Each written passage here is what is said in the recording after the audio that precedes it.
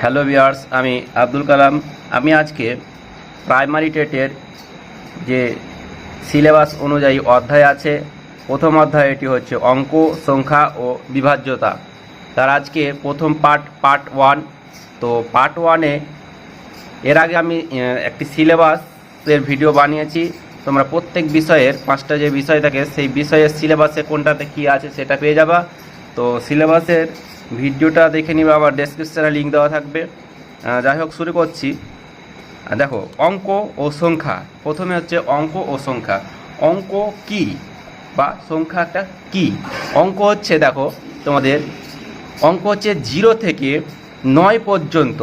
0 থেকে 0, তারপরে 1 2 3 4 5 6 7 8 9, এই 0 থেকে 9 পর্যন্ত সংখ্যাগুলিকে এই 10টি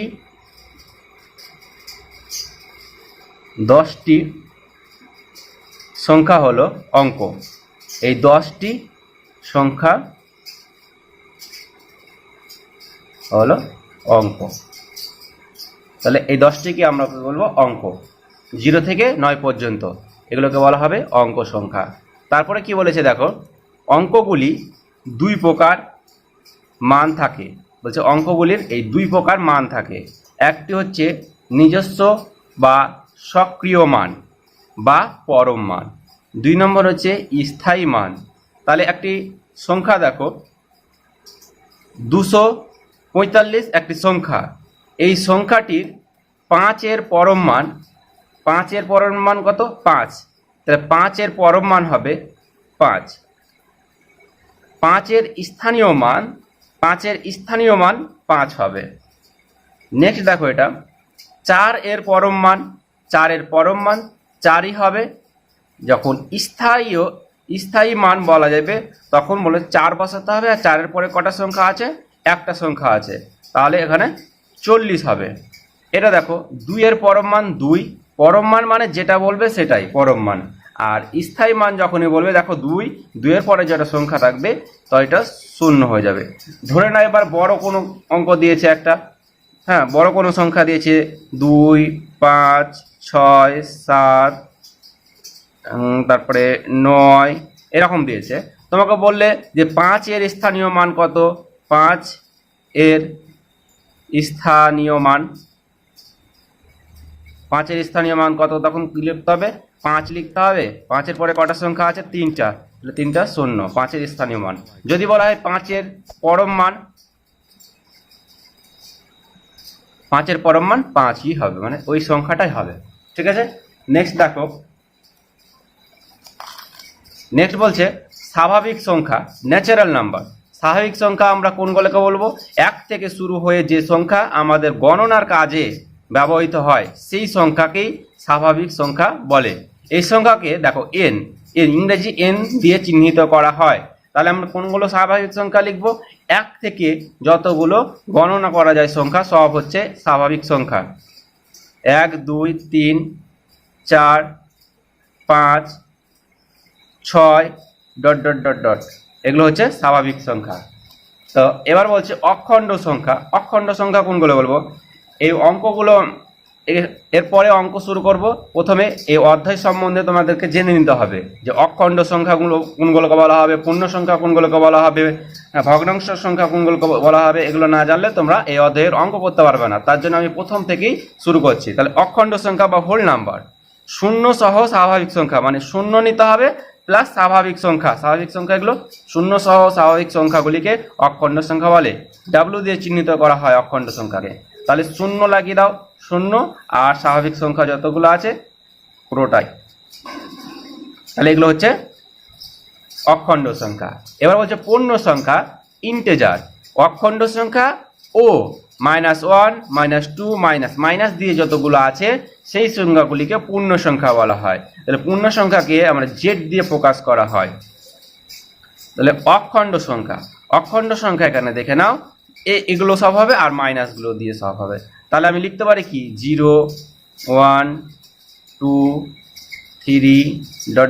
দিয়ে তারপরে -1 -2 -3 এগুলো হচ্ছে এরকম লিখতে পারি, কিংবা উল্টো করে লিখতে পারি, আগে এগুলো লিখতাম তারপরে এটা লিখতাম, কোনো ব্যাপার নাই, ঠিক আছে। এটাও লিখতে পারি, দেখে নেওয়ার একবার -1 -2 -3, এটা লিখলে বেশি ভালো, কারণ ছোট থেকে বড়, সরি এটা ছোট থেকে বড় হচ্ছে না, কিন্তু মাইনাসগুলো আগে তোমাদেরকে লিখতে হবে, সরি -3, যদি 3 থেকে শুরু করি -3, আগে ডট ডট দিচ্ছি, তাহলে এখানে যতগুলো হতে পারে আরও -3 -2 -1 0 1 2 3 4 ডট ডট ডট ডট যতগুলো যাবে, ঠিক আছে। এগুলো বলা হয় পূর্ণ সংখ্যা, অর্থাৎ অখণ্ড সংখ্যা ও অখণ্ড সংখ্যা, আর তোমার মাইনাস যে যতগুলো সংখ্যা হয় সেগুলোকে বলা হয় পূর্ণ সংখ্যা। এবার হচ্ছে মূলদ সংখ্যা বা রেশিওনাল নাম্বার, যে সংখ্যাকে পি বাই কিউ আকারে প্রকাশ করা যায়, যেখানে পি ও কিউ পূর্ণ সংখ্যা এবং কিউ নট ইকুয়াল টু 0, অর্থাৎ কিউ নিচেরগুলো কখনো 0 হবে না, তাদের মূলদ সংখ্যা বলে। কিউ দিয়ে চিহ্নিত করা হয় মূলদ সংখ্যাকে। তাহলে মূলদ সংখ্যা লিখতে পারো যে কোনো 2/3, 2/3, 4/5, 1/2, এগুলো হচ্ছে মূলদ সংখ্যা। এখানে কথাটা কি বলেছে দেখো একবার, বলছে মূলদ সংখ্যা পি বাই কিউ আকারে সাজানো যায়, পি বাই কিউ আকারে সাজানো যায়, কিন্তু কিউ নট ইকুয়াল টু 0, মানে কিউ কখনো 0 হবে না। নিচেরটা 1/0, এটা মূলদ সংখ্যা নয়, ঠিক আছে, এটা অসঙ্গত, এটা কোনো মান হয় না, এটা যেমন 0 লেখা যাবে না, ঠিক আছে, অসংজ্ঞাত, অসংজ্ঞাত, এর কোনো সংজ্ঞা নাই, ঠিক আছে। নেক্সট, অমূলদ সংখ্যা বা ইরেশনাল নাম্বার, যেসব সংখ্যাকে পি বাই কিউ আকারে প্রকাশ করা যায় না তাদের অমূলদ সংখ্যা বলা হয়। যেমন ধরে নাও রুট চিহ্ন দিয়ে যেগুলো থাকে, যেগুলো বর্গমূল করা যায় না, সেগুলো হচ্ছে অমূলদ সংখ্যা। তোমার √2, √2 এর দেখো বর্গমূল হবে না, √3 বর্গমূল হবে না, কিন্তু √4 এর বর্গমূল হবে, তার জন্য ওটি মূলদ সংখ্যা। হ্যাঁ, এখানে মূলদ সংখ্যাতে তুমি √4ও লিখতে পারো, যেটা বর্গমূল যেহেতু হবে পি বাই কিউ আকারে সাজানো যাবে, ঠিক আছে। 4 হবে না, √5, তাহলে ডট ডট ডট, এগুলো হচ্ছে অমূলদ সংখ্যা। এরপরে হচ্ছে বাস্তব সংখ্যা, রিয়াল নাম্বার। সকল মূলদ সংখ্যা এবং অমূলদ সংখ্যাগুলিকে বাস্তব সংখ্যা বলা হয়। বাস্তব সংখ্যাগুলো হচ্ছে যেগুলো তোমরা ইউজ করি আমরা, সেগুলোকে প্রত্যেকটা সংখ্যা কি বাস্তব সংখ্যা বলা হয়। তাহলে মূলদ সংখ্যা এগুলো তো সবই মূলদ সংখ্যা, আর অমূলদ সংখ্যা যেগুলো দশমিক অর্থাৎ ভগ্নাংশ হয় না, বর্গমূল করা যাবে না, সেগুলো হচ্ছে অমূলদ সংখ্যা। তাহলে বাস্তব সংখ্যা যতগুলো দেখা যায় আমরা গণনা করতে পারি, সেগুলো সবই হচ্ছে বাস্তব সংখ্যা। বাস্তব সংখ্যাকে আর দিয়ে সূচিত করা হয়, চিহ্নিত করা হয়। তাহলে এখানে উদাহরণ দেওয়ার বলতে গেলে কিছুই নাই, তুমি সবই এগুলো লিখতে পারো। বাস্তব সংখ্যা 1, 2, তারপরে 2/3, 4/5 লিখতে পারো, √4 লিখতে পারো, তাছাড়া √2, √3, √5 যতগুলো আছে, ঠিক আছে, আরও হতে পারে। মৌলিক সংখ্যা কাকে বলে, এগুলো এই মৌলিক সংখ্যা, এই জিনিসগুলোকে ভালো করে জানতে হবে। মৌলিক সংখ্যা, যৌগিক সংখ্যা কাকে বলে, কোনগুলোকে বলা হয়, তাহলে তুমি অঙ্কগুলো করতে পারবা। তাহলে মৌলিক সংখ্যা দেখো, 1 এর থেকে বড় যে সংখ্যার 1 এবং সেই সংখ্যা ছাড়া অন্য কোনো উৎপাদক নেই। 1 এর থেকে বড় বলছে, 1 এর থেকে বড় যে সংখ্যার 1 এবং সেই সংখ্যা ছাড়া অন্য কোনো উৎপাদক নেই। ভেবে নাও, দেখো 1 এর থেকে বড় কত, 2, তাহলে 2 এর উৎপাদক যদি করতে হয় 2 1 2, দেখো 1 আর ওই সংখ্যা ছাড়া কোনো উৎপাদক থাকবে না, সেটাকে মৌলিক সংখ্যা বলা হয়। 7, দেখো 7 দিয়ে 7 থেকে 7, 1 আর ওই সংখ্যা ছাড়া কোনো উৎপাদক থাকে না। কি বলেছে, 1 এর থেকে বড়, 1 এর থেকে বড় কত, 2 আর 7 নিলাম, সেই সংখ্যার 1 এবং সেই সংখ্যা ছাড়া কোনো উৎপাদক নেই, সেই সংখ্যাকে মৌলিক সংখ্যা বলা হয়।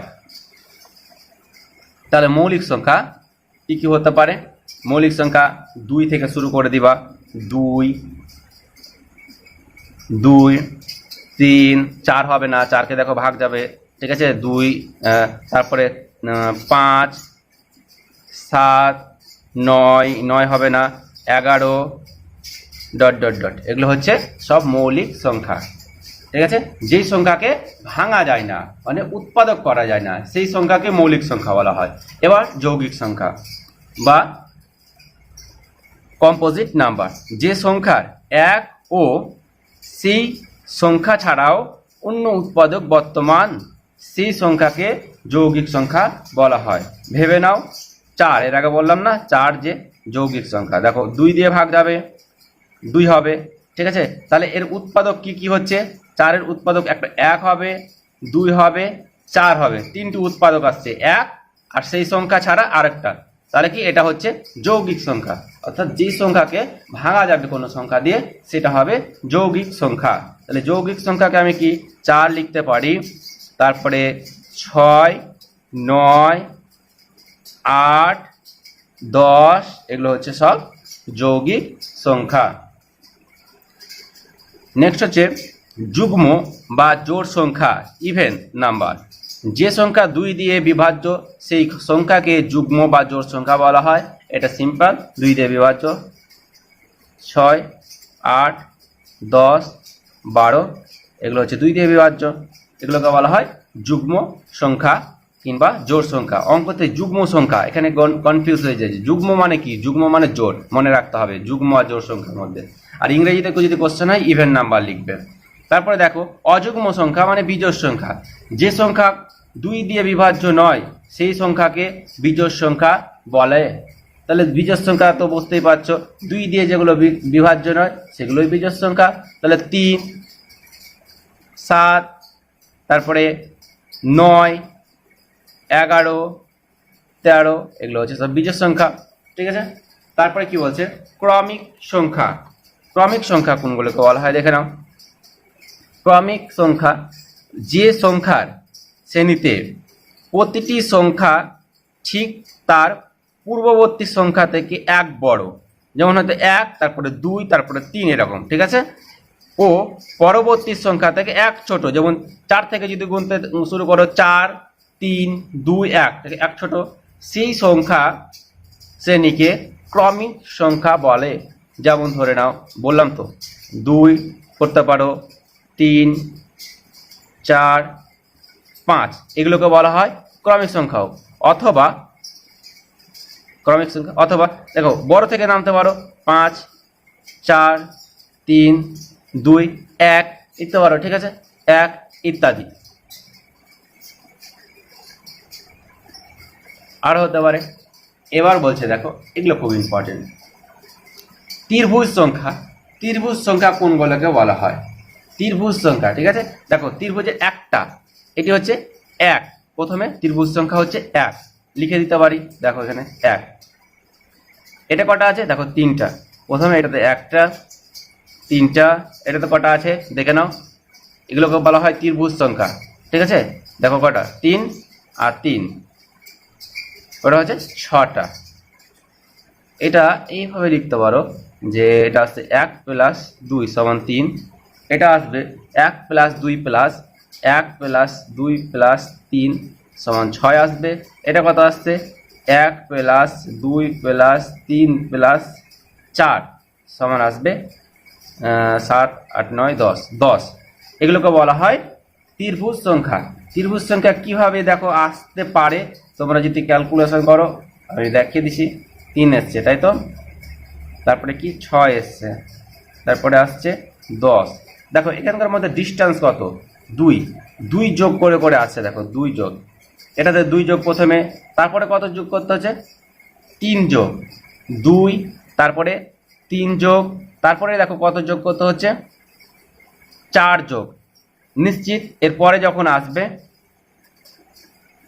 এরপরে যেটা আসবে সেটা 5 যোগ করলে আসবে +5, 5 যোগ করলে কত হচ্ছে? 15। এগুলো হচ্ছে ত্রিভুজ সংখ্যা। তাহলে 1, 3, 6, 10, 15 এগুলো হচ্ছে ত্রিভুজ সংখ্যা। রিজনিং এরকম দেয়, তোমাকে দিয়ে দিলে হয়তো 1, 3, 6 কমা কমা দিয়ে 10, পরেরটা কত স্টার চিহ্ন দিয়ে দিলে তোমাদেরকে এরকম করে করতে হবে। ঠিক আছে, ত্রিভুজ সংখ্যা। এবার বর্গ সংখ্যা কোনগুলোকে বলা হচ্ছে? বর্গ সংখ্যা কোনগুলোকে বলা হচ্ছে। প্রথমটাতে দেখো কটা আছে, প্রথমটাতে 4টা আছে, ঠিক আছে, এটাই 4টা আছে। তারপরে দেখো কটা আছে, গুণ 3, এদিকে 3, 3 থেকে 9টা আছে, ঠিক আছে, 9টা। 4কে কি 2-এর স্কয়ার লিখতে পারি, 3-এর স্কয়ার লিখতে পারি। এটাতে কটা আছে, গুনলে মোট 16টি হবে, ঠিক আছে, 16, তাহলে কি 4-এর স্কয়ার লিখতে পারি। তাহলে বর্গ সংখ্যা কোনগুলোকে বোঝাচ্ছে বুঝতে পারছো। 1-এর স্কয়ার না, 2-এর স্কয়ার, প্রথমে 2-এর স্কয়ার কত আসছে 4, তারপর এটা 3-এর স্কয়ার 9, তারপরে 4-এর স্কয়ার 16, 5-এর স্কয়ার 25, 6-এর স্কয়ার 6 6 36, এগুলো হচ্ছে চলে যাবে, এগুলো হচ্ছে বর্গ সংখ্যা। এবার বলছে পঞ্চভুজ সংখ্যা। পঞ্চভুজ সংখ্যা দেখো এখানে 1, 5, দেখো 5টা ফুটকি, তারপরে 12। তাহলে এটা কিভাবে আসতে পারে পঞ্চভুজ সংখ্যা? তো আমি এভাবে ছবি আঁকতে পারি না বারবার, তাহলে কিভাবে আসতে পারে দেখে নাও একবার। দেখো এটার সাথে কত যোগ করে 5 এসছে, 4 যোগ করে। নেক্সট কত যোগ করে এসছে, 12 এসছে, 7 যোগ করে 4, তারপরে 7, ঠিক আছে। তারপরে দেখো কত যোগ করতে হয়েছে, 10, মানে 3-এর ডিস্টেন্স এখানে দেখতে পাচ্ছ। 4-এর সাথে 3 যোগ করলে 7, 7-এর সাথে 3 যোগ করলে 10, তাহলে 10-এর সাথে 3 যোগ করলে কত হবে, 13। তাহলে এখানে 13 যোগ করতে হবে, ঠিক আছে, এখানে 13। তারপরে নেক্সট কত, নেক্সট যদি বের করা হয় তাহলে 13 সাথে 3 যোগ 16, 16 যোগ করতে হবে, ঠিক আছে। 35-এর সাথে 16 যোগ করতে আসবে, তাহলে কত, ওটা 51 আসবে, ঠিক আছে। তাহলে কি কি সংখ্যাগুলো আসছে, 1, 5, 12, 22, 35, এছাড়া আসবে 51, এগুলো হচ্ছে সব, এই সংখ্যাগুলিকে বলা হয় পঞ্চভুজ সংখ্যা, ঠিক আছে।